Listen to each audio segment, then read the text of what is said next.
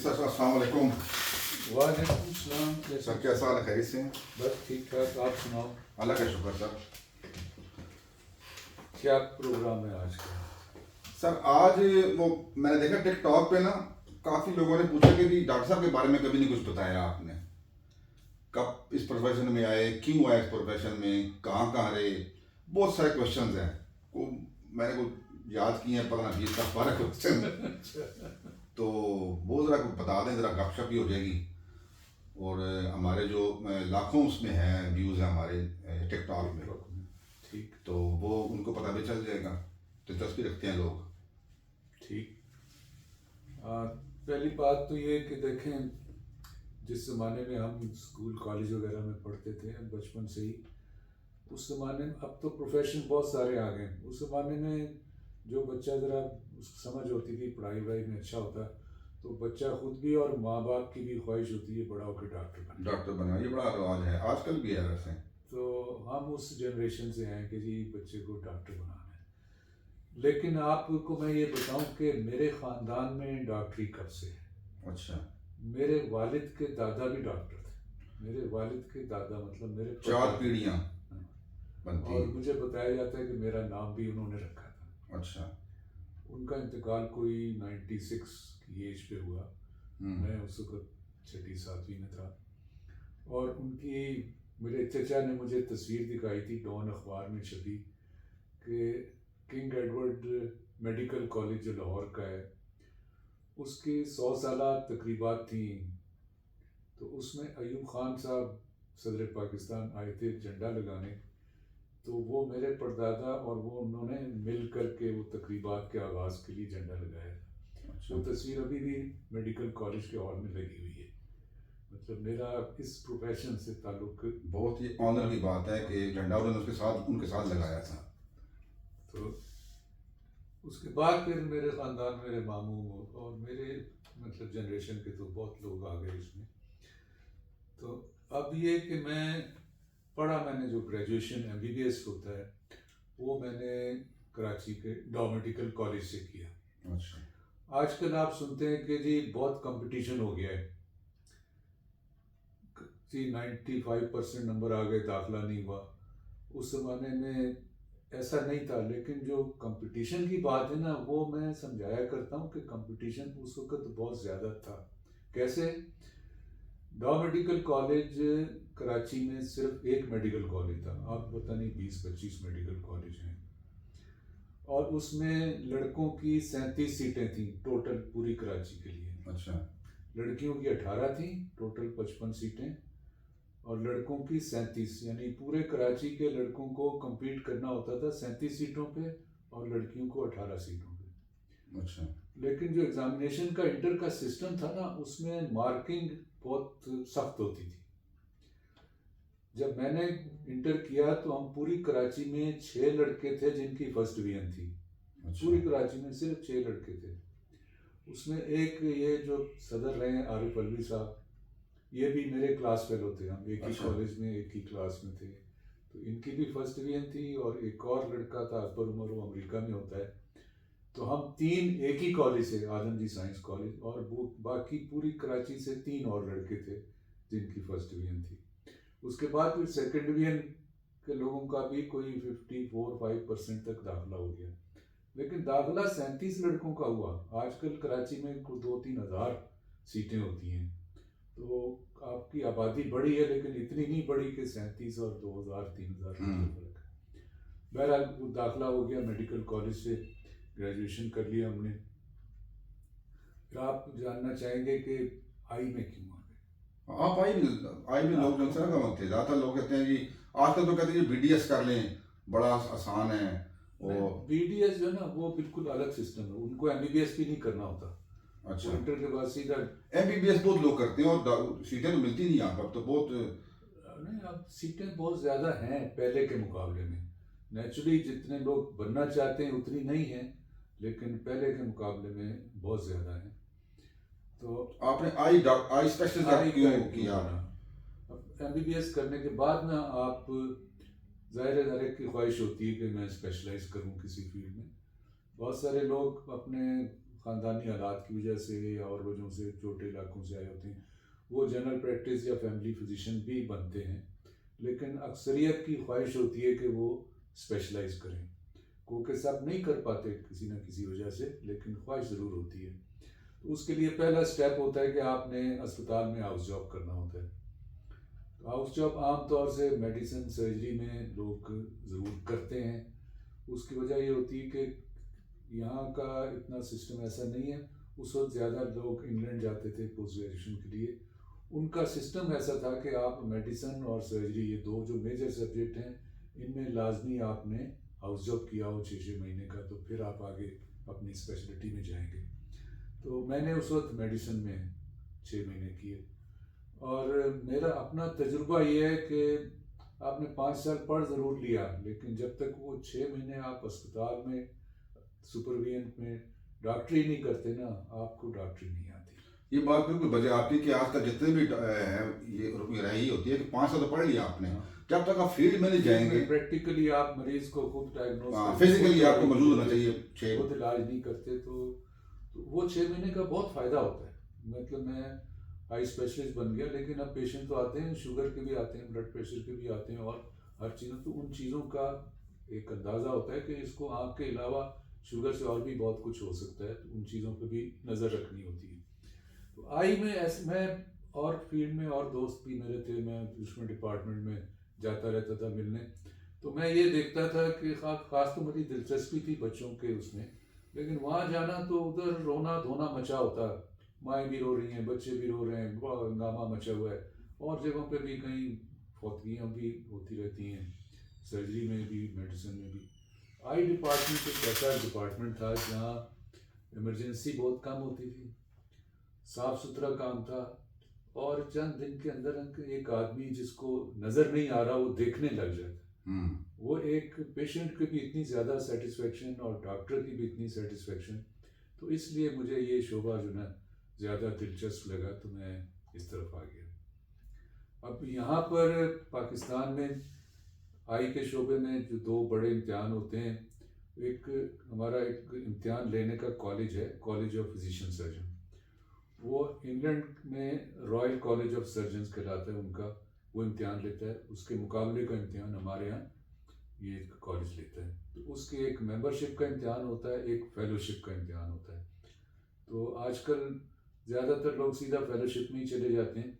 मैंने पहले मेंबरशिप की, वो MBBS के 3 साल के बाद आप कर सकते हैं। उसके बाद फिर मैंने फेलोशिप की, और उसके बाद फिर मैंने इंग्लैंड के रॉयल कॉलेज से भी FRCS किया।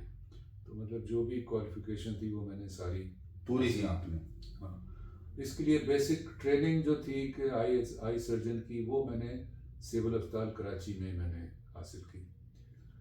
काम करने का जहाँ सिविल हॉस्पिटल में मैंने हाउस जॉब किया, RMO ship senior registrar consultant के तौर पे। मेरा जो पहला हॉस्पिटल था वो कराची में स्पेंसर्स आई हॉस्पिटल है। अच्छा, ये आँखों का बहुत बड़ा हॉस्पिटल। अब आजकल तो आप देखें यहाँ शिफा है, फिर और बहुत सारे लाहौर में भी बन गए और जगहों पे। उस वक़्त पाकिस्तान में वो सबसे बड़ा आँखों का अस्पताल था, स्पेंसर आई हॉस्पिटल, 200 बेड का हॉस्पिटल, सिर्फ आँखों का। सिर्फ आंखों का था। और उसमें जो आजकल बड़े बड़े अस्पतालों में फैसिलिटीज़ हैं कि जी माइक्रो सर्जरी हो रही है, अल्ट्रासाउंड लगा हुआ है, लेज़र है, फंडस कैमरा है, ये सब चीज़ें जो कि दूसरे आँखों के शोबों में नहीं थी, लेकिन उस अस्पताल में ये मौजूद थी। फिर वहाँ कॉर्नियल ग्राफ्टिंग की बहुत फैसिलिटी थी। श्रीलंका के साथ एक डायरेक्ट एसोसिएशन वहाँ के MS डॉक्टर रिजवी साहब का था, तो वहाँ बहुत आँखें श्रीलंका से आया करती थी। मुझे याद है कि मैंने वहाँ 3 साल काम किया, तो उस 3 साल में 300 से ज़्यादा, to be exact 318 corneal graft मैंने अकेले ने की। अच्छा, मतलब एक बंदा जो बिल्कुल देख नहीं सकता, उसकी आपने वो सारा ऑपरेशन किया, सर्जरी की, और आँख का एक ट्रांसप्लांट कहते हैं इसको, आँख का ट्रांसप्लांट कहते हैं इसको, कॉर्नियल ट्रांसप्लांट कहते हैं। Corneal transplant. ये जो सामने का हिस्सा है कॉर्निया, ये जिसका ख़राब हो गया हो, ये मुर्दे की आँख से लगा दिया जाता है, तो फिर आदमी देखने के काबिल हो जाता है। 318 आपने अपने हाथ से बंदों को ये दुनिया दिखाई है। मैंने ये की है।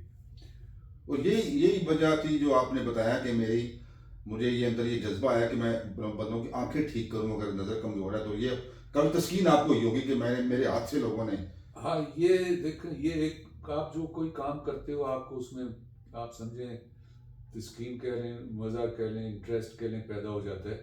तो आपने देखा होगा मैंने यहाँ पिंडी में भी काफ़ी कैंपेन चलाई आई डोनेशन के लिए। बहुत ज़्यादा आपने कोरोना से पहले शुरू की थी। वो हम उस पर किसी दिन वो तफसील तो से बात करेंगे। वो उसके लिए एक अलग डिशेस चाहिए क्योंकि वो बहुत बहुत लंबी हिस्ट्री है जो आपने की है वो।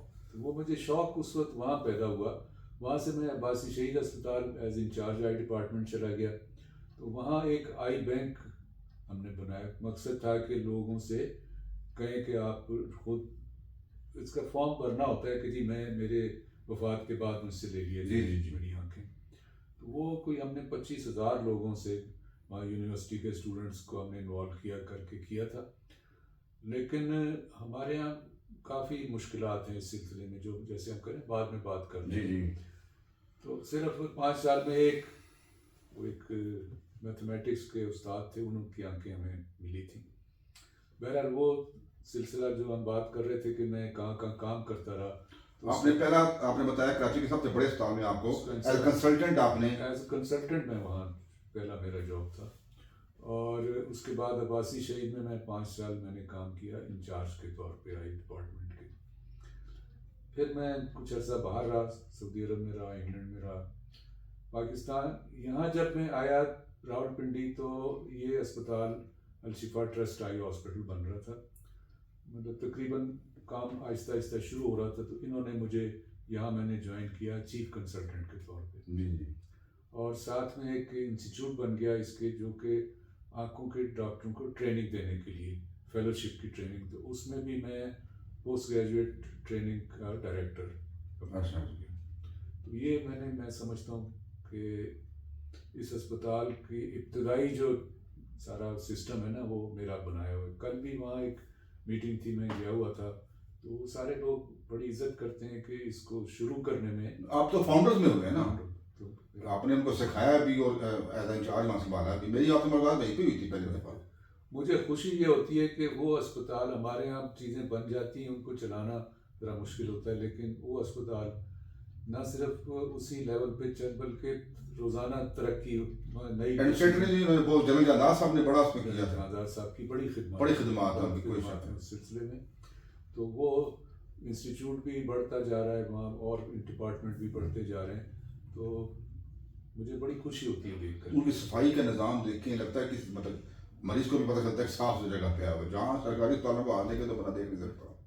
वो बिल्कुल एक मुख्तलिफ जगह है। हालांकि वो कोई एक तो होता है ना प्राइवेट अस्पताल में एक मालिक होता है वो ख्याल रखता है। ये ट्रस्ट का हॉस्पिटल है, यहाँ अक्सरियत का फ्री इलाज होता है। जी, फ्री होता है बिल्कुल। लेकिन हर चीज़ का बहुत ख्याल रखा जाता है। मुझे फ़ख्र है कि मैं उसके शुरू करने में, उसके बनाने में मेरा कुछ हिस्सा है। आप फाउंडर थे, काफिर साहब ने वहाँ पे काम किया।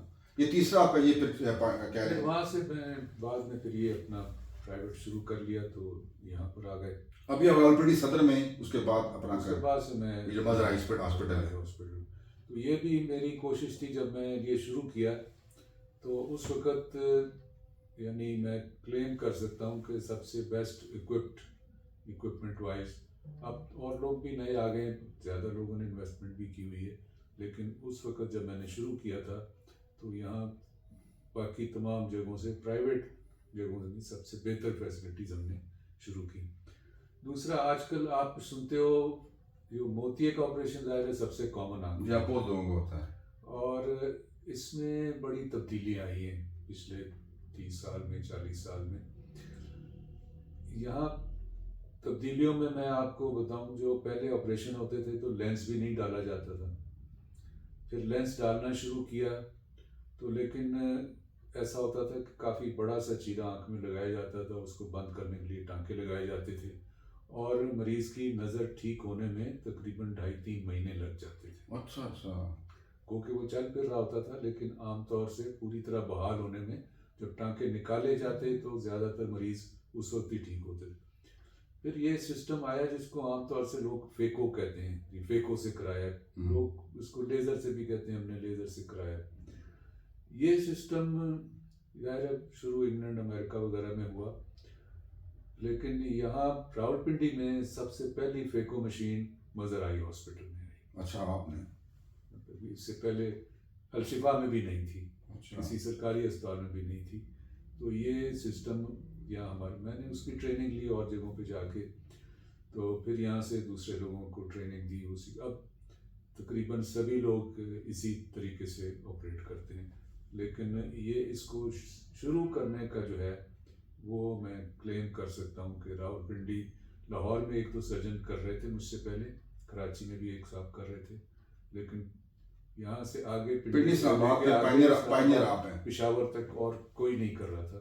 तो ये सिस्टम हमने यहाँ पर शुरू किया और अभी तक ये दुनिया में सबसे कामयाब लेटेस्ट मोतिये का सर्जरी समझी जाती है। तो ये मैं मतलब ये समझे खुशी होती है ये देख करके कि मैंने अपने शोबे में कुछ नहीं, कोई शक नहीं। आप जैसे बता रहे हैं कि आपने 37 सीट्स उसमें आपका नाम आया, फिर आपने ना सिर्फ फेलोशिप ली, मेंबरशिप ली, बाहर भी गए, फिर कंसल्टेंट शुरू किया, फिर यहाँ जो शफा जिसको भी लोग दुआएं देते हैं उसके पाइंदे फाउंडर में आप शामिल हैं। अब तो आंखों का अगर अस्पताल देखा जाए, तो आंखों में अगर देखा जाए तो आई सर्जन या स्पेशलिस्ट, तो आपके अलावा कोई नाम सामने आते नहीं जिन्होंने इतनी खिदमात है जिनकी। और लोगों की भी खिदमत है, मैं ये नहीं हाँ, कहूँगा हमने तो यही देखा होगा। लेकिन अब उसका ये दूसरे आई स्पेशलिस्ट भी इस चीज़ को रिकग्नाइज करते हैं कि मेरे इस सिलसिले में मतलब मेरा काम जो है वो बहुत है। वो रिकग्निशन की जहाँ तक बात होती है ना, तो मैं आपको ये बताऊं कि आई सर्जन की एक सोसाइटी है, हर स्पेशलिटी की अपनी अपनी सोसाइटीज़ हैं। तो यहाँ पिंडी इस्लामाबाद की एक सोसाइटी वो कहलाती है ophthalmological society of Pakistan federal branch. फिर उसके ऊपर मतलब पूरे पाकिस्तान के लेवल पर यही सोसाइटी वो सोसाइटी सेंटर कहलाता है। उसमें मैं यहाँ फेडरल ब्रांच का जनरल सेक्रेटरी भी रहा, फिर मैं फेडरल ब्रांच का प्रेसिडेंट भी रहा हूँ, फिर मुझे फ़ख्र है कि मैं पूरे पाकिस्तान के लेवल पे भी आई सर्जन सोसाइटी का सदर रहा हूँ। अच्छा, यानी उसमें लाहौर, कराची, ये वो सब के साथ शामिल है, मैं उसका भी सदर रहा हूँ। लोगों ने मेरी खिदमत को या मेरी हैसियत को रिकग्नाइज़ किया कि इस तरफ मैं आया हूँ। उसके अलावा सिर्फ डॉक्टर होने की हैसियत से ही पाकिस्तान, यहाँ आपको पता होगा पाकिस्तान मेडिकल एसोसिएशन सबसे बड़ा दायरा पीपीएमए कहते हैं, हर स्पेशलिटी के लोग होते हैं। मैं उसका भी रावलपिंडी इस्लामाबाद का सदर रहा हूँ 3 साल तक। तो ये मैं समझता हूँ कि डॉक्टरों की जो नुमाइंदगी है वो करने का भी मुझे फ़ख्र हासिल है। भरपूर अंदाज में किया आपने। मेरे साथियों ने मुझे ये मौका दिया। सेंटर में के होने के हवाले से इंटरनेशनल कॉन्फ्रेंसेस में भी मैं ऑस्ट्रेलिया में, चाइना में मैंने पाकिस्तान की नुमाइंदगी की सदर की हैसियत से अपने आई सर्जन सोसाइटी के। तो ये खिदमत कह लें या मेरी कह लें कि मेरी ये हैसियत रही है कि मैं ये काम करता रहा हूँ। तो इसके अलावा भी आपने कोई शुगल रखा है मेरे ख्याल में, कोई आप चैम्बर ऑफ कॉमर्स में भी काफ़ी आपका नाम लिया जाता है, और कुछ सियासी जमात के भी मेडिकल बेनिफिशियरी के भी, वो कुछ बताएं हमें। देखिए, मैं एक बंदा होता है ना कि आप इस आई सर्जन हो, आप सिर्फ ये काम कर रहे हो।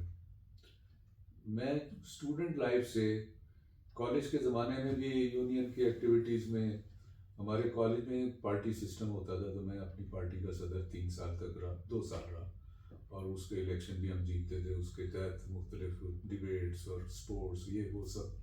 तो एक मैं क्या कहता हूँ, डॉ मेडिकल कॉलेज के उस अब का मुझे नहीं पता क्या हालात हैं, जो है ना उनके तरबियत सिर्फ मेडिसिन के शोबे में नहीं हुई है, उनकी तरबियत बाकी ज़िंदगी के दूसरे शोबों में भी उनको तरबियत भी है और उनको शौक भी है असलियत। तो ग्रूमिंग आपकी वहाँ से हुई? मैं ये समझता हूँ कि वो जो 5 साल मैंने कॉलेज में गुजारे हैं ना, वो मेरी पर्सनैलिटी बनाने में उनका बहुत बड़ा कंट्रीब्यूशन है। तो मेरी ये सोच रही है कि मैंने, ये तो मेरा प्रोफेशन है, ये तो मैंने करना ही है जी, लेकिन इसके अलावा भी मुझे कुछ ना कुछ करते रहना चाहिए। तो वो जो आप बात कर रहे हैं, एक तो मैंने चंद साल पहले मैंने सोचा कि कुछ लिखा जाए आँखों के हवाले से कि लोगों में अवेयरनेस पैदा हो। क्योंकि हम क्लिनिक में देखते हैं बहुत सारे मरीज़ ऐसे होते हैं जो कि ऐसे स्टेज पे बीमारी के आते हैं कि वो फिर लाइलाज हो चुके होते हैं। लोग अपना नुकसान कर दिया होता है उन्होंने। हाँ, अवेयरनेस नहीं है ना लोगों को। अब जैसे शुगर का एक मरीज़ है, उसे ये तो पता है मुझे शुगर है, लेकिन उसको ये नहीं पता कि इससे मेरी आँख में उसका बड़ा गलत भी साथ हो जाए, वो पता ही नहीं है। वो समझ रहा होता है कि मोतिया हो गया या कुछ हो गया, वो बैठा होता है। लेकिन अगर उसको बर वक्त पता हो कि शुगर का भी असर हो सकता है तो वो अपना इलाज मुआयना तो कराने आएगा किसी आई सर्जन से, मुआयना कराएगा तो पता एनएल कर चलेगा। देगी, कुछ इलाज हो जाएगा उसका। हाँ, वो लेज़र से जो भी इलाज की ज़रूरत है, काले मोतिये या काले पानी के मरीज़ हैं उन्हें पता ही नहीं होता। और भी बहुत सारी बीमारियां हैं जिन्हें कि अगर बर वक्त इलाज किया जाए तो ठीक उसको हो बढ़ने सकती से है। रोक सकते हैं, ठीक कर सकते हैं। तो पहला काम मैंने ये किया, मैं अखबारों में आर्टिकल वगैरह लिखता बहुत हम रहता पढ़ हूँ। सकते हैं, आप नवायत में भी लिखते रहे हैं और तो बहुत। ये एक किताब, ये आँखों की हिफाजत, अच्छा जी। ये मैंने इसमें आँखों की जो कॉमन बीमारियां हैं उसके बारे में आम फैन ज़बान में, मैंने मेडिकल टर्म्स यूज़ नहीं की इसके अंदर। अच्छा, आम इंसानों की जुबान में आम मतलब लोग बता फौरन समझ जाएं समझ कि दर्द हुए इधर जाना है, ये करना है, वो करना है, इस पे लिखा हुआ है आपने। तो मेन मकसद ये था कि थोड़ी सी नॉलेज, ये कि बीमारी के शुरू में क्या महसूस करता है आदमी, ताकि वो फौरी तौर पे अगर उसे पता चले कि ये इस बीमारी में ये होता है तो वो फिर जाहिर है कि रब्ता करेगा अपने आई सर्जन से, डॉक्टर से। तो अगर बर वक्त उसका इलाज हो जाए तो ये मेरी पहली जो कोशिश थी। अखबारों बुक में लिखी। मैंने कहा, मैं पहले भी एक आध आर्टिकल शुगर में मोतिये के बारे में, काले मोतिये के बारे में, बच्चों की भी वो, लेकिन ये एक किताबी सूरत में मैंने छापा। और अब आप देख रहे हैं साल भर से मैं, अब ये किताबों का ज़माना ही समझो ख़त्म हो हाँ, गया। तो जी हर बंदे का मालूम अपने हाथ में चाहिए। हर बंदा जो है वो सारा दिन बैठा मोबाइल देख हाँ, रहा है, सोशल मीडिया का दौर है। Social media.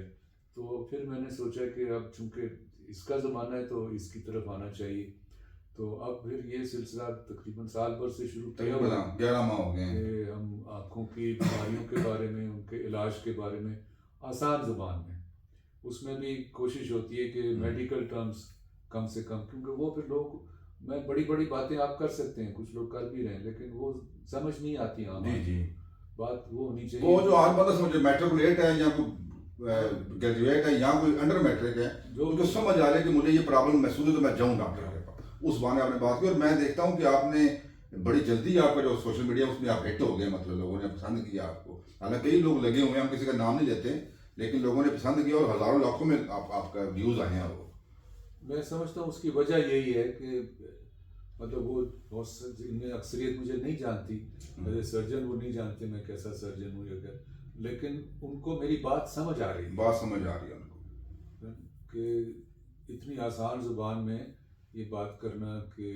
आँखों की बीमारी, सीरियस से सीरियस बीमारी को, मेरी कोशिश है कि वो बातें जो कि एक कॉमन आदमी समझ सके, उस पर मैं कर रहा हूँ। और जैसे अल्लाह का शुक्र है कि लोग उसको देख रहे हैं और लोगों का भला भी हो रहा है। लोगों ने कई क्वेश्चन किए, मैं देख रहा था कि आपका वो सोशल मीडिया, तो कई सौ ने सवाल और जवाब, और आप जवाब दे रहे होते हैं उनको। ये भी आप एक्स्ट्रा ही कर रहे हैं ना, इसके अलावा जाते हैं तो टाइम वेलिंग होता है ना, किसी को जवाब देना, उससे कॉल सुनना। नियत ये है कि अगर चंद लोगों का भी फायदा हो जाए तो मैं हाँ। समझता हूँ कि हमारी मेहनत रहेगा नहीं। बढ़ेगा नहीं, किसी कह रहे हैं बड़े कम लोग इस तरह सोचते हैं। टेलीफोनों के जवाब देना है, उनसे बहस करनी, बात करनी, आपको तो टेलीफोन की तादाद भी सुना बहुत बढ़ गई हुई है, बता रहा था आपका, ये बड़े फोन आते हैं। टेलीफोन बहुत आते हैं। टेलीफोन करने वालों को मैं एक मशवरा ज़रूर दूंगा। जी जी। बहुत सारे ऐसे, इवन पाकिस्तान के मुख्तलिफ बैरून मुल्क से भी, आज सुबह 4-5 बजे एक साहब कतर से फ़ोन कर रहे हैं, तो वो पहले तो सलाम दुआ करने में 1-2 मिनट, क्या हाल है जी, कैसे हैं जी, ये जी वो करते हैं। उसके बाद वो, जी मेरी नज़र कमज़ोर हो गई है तो ठीक हो सकती है। अब ये इतनी नॉलेज पे कि नज़र कमज़ोर होने की वजह क्या है, बाज़ लोग ऐसा भी है उनके पास कोई पुरानी रिपोर्टें होती हैं, वो व्हाट्सएप पे भेज देते हैं, जी ये देख के आप बताएं, मैंने फलाने को दिखाया हुआ है, फलाने वो कहते हैं कुछ नहीं हो सकता, आप देख के आप ठीक कर देंगे।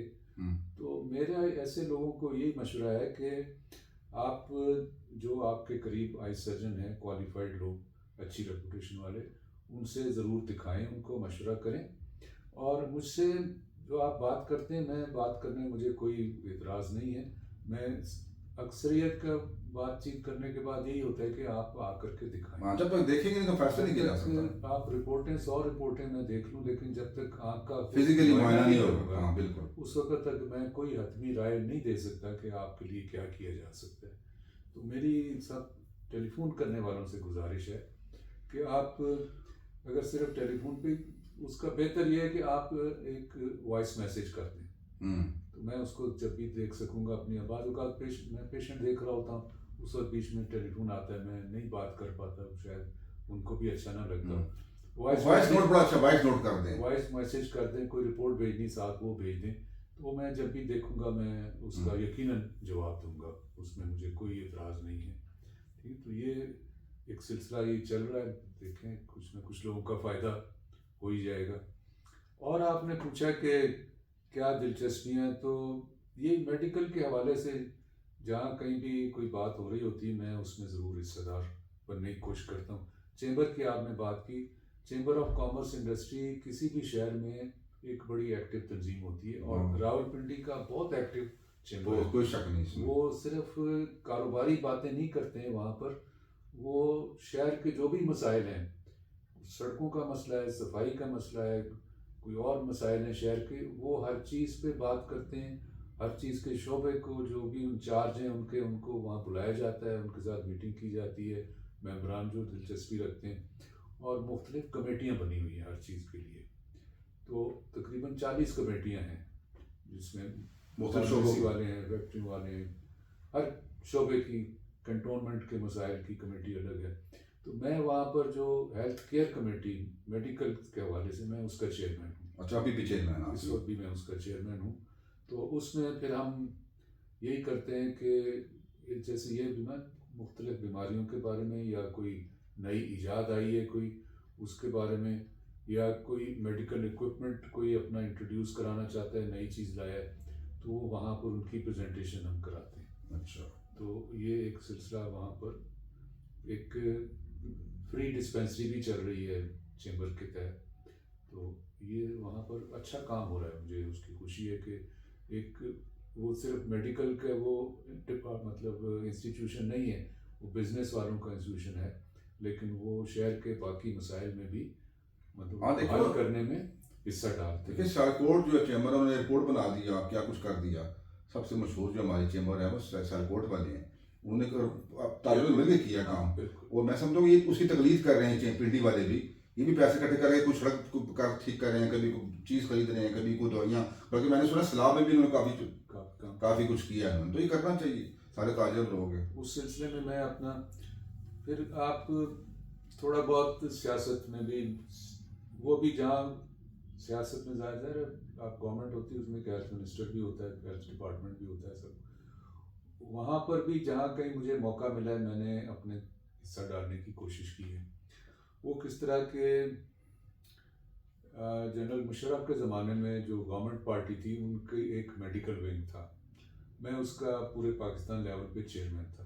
अच्छा, तो मैंने वहाँ और बहुत सारे काम थे, वो कैसे गया वो एक अलग कहानी है, लेकिन जो मैं एक पॉजिटिव काम समझता हूँ कि मैंने किया वहाँ पर एक दफ़ा मैंने चारों सूबों के हेल्थ मिनिस्टर्स को बुला के और पार्टी की सेंट्रल वर्किंग कमेटी को बुला के एक मीटिंग अच्छा कराई, और वहाँ मैंने कुछ डॉक्टर्स भी सीनियर को बुलाया, और हमने कोई एक तरह की हेल्थ पॉलिसी, बहुत सारे प्रपोजल्स के पाकिस्तान में हेल्थ डिपार्टमेंट को क्या क्या करना चाहिए। जो मुझे इस वक्त बात याद आ रही है कि ख़ास तौर से पंजाब के हेल्थ मिनिस्टर ने जो वहाँ की मतलब जो कहीं हिदायत थी या जो मशवरे थे उन पे अमल किया। एक जो मुझे इस वक्त भी याद है, उन्होंने उस वक्त वहाँ कहा कि अस्पतालों में ये एक बहुत बड़ी शिकायत है कि मरीज़ इमरजेंसी में भी आता है तो फ़ौरन जी ये दवाई ले आओ, ये सिरिंज ले आओ, ये फलानी चीज़ ले आओ। वो मुश्किल में होता है, किसी के पास पैसे होते हैं, किसी के पास नहीं होते हैं, किसी का लाने वाला भी नहीं होता। तो हमारी रिकमेंडेशन ये थी कि कम से कम इमरजेंसी में और लेबर रूम में जहाँ बच्चों की पैदाइश होती है, वहाँ पर किसी सरकारी अस्पताल में कोई चीज़ नहीं मंगवाई जाए। अच्छा, वहाँ पर हर चीज़ हर वक्त मौजूद होनी चाहिए। तो ये वहाँ रेजोल्यूशन भी पास हुआ और इस पर अमल दरामद भी हुआ। बड़ी बात है ये तो। और मैं जानता हूँ कि इस वक्त तक भी ये काम चल रहा है कि सरकारी अस्पतालों में इमरजेंसी में और लेबर रूम में यहाँ पर मरीजों को नहीं कहा जाता कि आप ये दवाई ले आएं या ये। एक तो उसको पहले सर खुला होता है, कुछ एक्सीडेंट हुआ है तो उसको ये तो गोली लगी होती है, कुछ होता है साथ। आपने बात बड़ी अपनी बात पॉइंट की है कि तो साथ बंदा भी कोई अटेंडेंट भी नहीं होता, नहीं होता, तो इलाज तो शुरू करें उसका। तो ये मैं समझता हूँ कि ये आपके उसमें एकेडमी में जाती है बात आपकी। मैं सियासत अपनी जगह, लेकिन जो मेरा शोबा है मैंने उसके हवाले किसी से प्लेटफॉर्म से भी आप अगर अच्छा काम कर रहे हैं तो प्लेटफॉर्म सियासी हो, चेंबर ऑफ कॉमर्स हो, उसमें क्या है, आप अपना हिस्सा डाल रहे हैं उसमें। मैं उसको भी गलत नहीं समझता। सियासत मुल्क को चला, सियासत हाँ, का काम क्या है, मुल्क चलाना है, चला रहे सियासत हैं, कहलाती उसमें है। अगर हमने हिस्सा डाल दिया तो ठीक है, उसमें नेगेटिव काम हो रहे हैं वो अपनी जगह पे, आप अपने पॉजिटिव अपना हिस्सा सोचें। डालते हैं। तो ये इस तरह से जिंदगी गुजर रही है। कोई जिंदगी का अपना कोई कोई यादगार वाक़या सुनाए इस आपके प्रोफेशन का हुआ है ऐसा कुछ जो बड़ा आपको याद आता हो, ऐसा कोई वाक़या खुशगवार या ना खुशगवार कोई भी हो जाए। खुशगवार मैं आपको एक बताऊं, इस वक्त तस्वीर नहीं है यहाँ पर। एक बच्चा था कोई 2 साल का, बहुत खूबसूरत गोरा चिट्टा। उसकी एक आंख नॉर्मल थी और एक आंख के ये बाहर तकरीबन आंख के डेले जितनी चीज़, ये कॉर्निया स्वेल करके अंदर से प्रेशर बढ़ा उसका। बिल्कुल छोटे बच्चे का प्रेशर बढ़ जाए तो आंख बड़ी होनी शुरू हो जाती। उसका कॉर्निया वीक था, वो बिल्कुल ऐसे लगता है जैसे उसको बेर रख दिया है कोई। अच्छा, जाहिर है उसको उस आंख से नज़र नहीं आ रहा था। उसका मैंने कॉर्नियल ग्राफ्ट किया। अच्छा, वो उतना निकाल के और हमने उसकी कॉर्नियल ग्राफ्टिंग की। अच्छा, क्या था जो बहुत छोटा था, उसका आप असेस नहीं कर सकते कितनी उसकी नज़र बहाल हुई, लेकिन देखने में आँख क्या था, वो एक उसकी जो नॉर्मल आँख थी वो ब्राउन थी, और ये जो थी इसका अंदर से रंग जो था वो नीला था। अच्छा, अब ये बच्चा एक आँख ब्राउन के साथ और एक नीले के साथ, वो मैं 2-3 साल उसका मुआयना करता रहा, तो वो माशाल्लाह, तो ये एक मुझे याद आता है। किस शहर की बात है सर ये कराची में था। कराची में था। यहाँ पर अलशिफा में एक दफ़ा ये भी ग्राफ्टिंग के हवाले से है कि एक औरत थी, उसको ऐसे कोई लकड़ी की, उसने कहा कोई चीज़ ऐसे लगी है, तो ये उसका कॉर्निया बिल्कुल उड़ गया। अच्छा, अब वो आ गई यहाँ अस्पताल में। अब इसको ग्राफ्टिंग की, मतलब कॉर्निया था ही नहीं उसका, उसको लगाने की ज़रूरत थी। उस वक्त तक अभी हमने यहाँ अलशिफा में ग्राफ्टिंग का सिस्टम भी नहीं था, ये मेरे आने के चंद महीनों की बात है। तो मैंने कराची में स्पेंसर आई हॉस्पिटल, चूँकि मेरा ताल्लुक़ था, तो मैंने उनसे फ़ोन करके एक आँख मंगवाई। अच्छा, और वो उसका सुराख इतना बड़ा था कि जो नॉर्मल इंस्ट्रूमेंट होते हैं उससे वो सुराख के मुताबिक कॉर्नियल ग्राफ्ट भी काटा नहीं जा सकता था।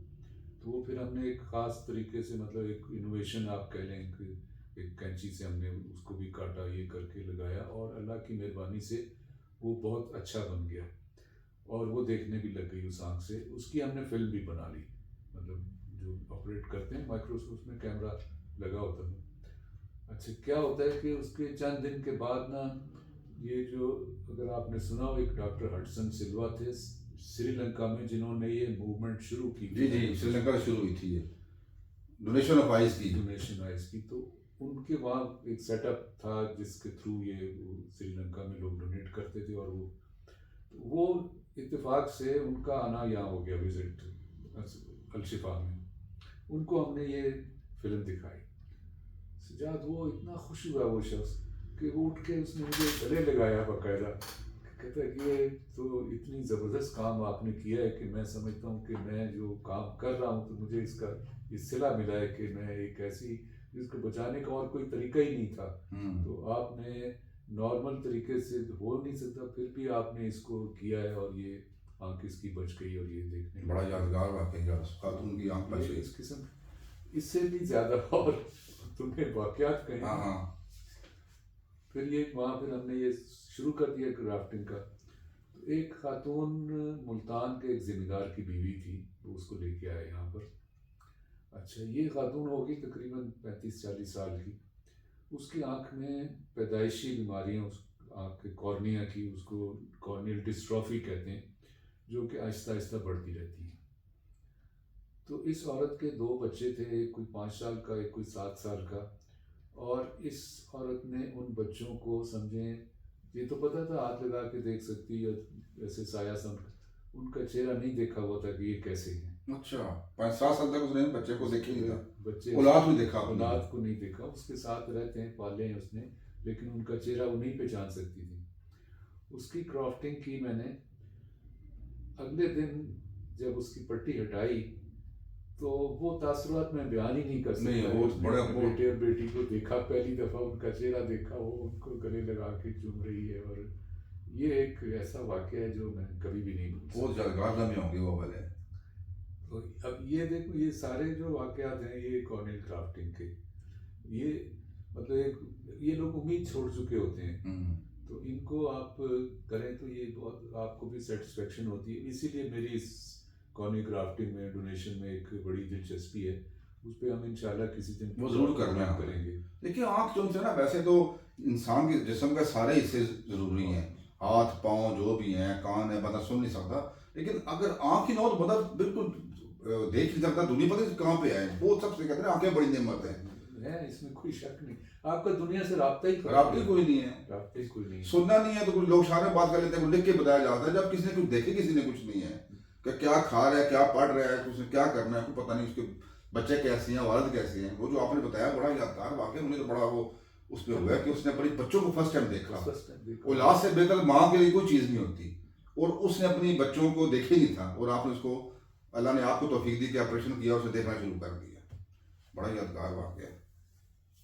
इस सिलसिले में एक हम जब कैंपेन कर रहे थे ना, उसमें एक दिलचस्प बात हुई।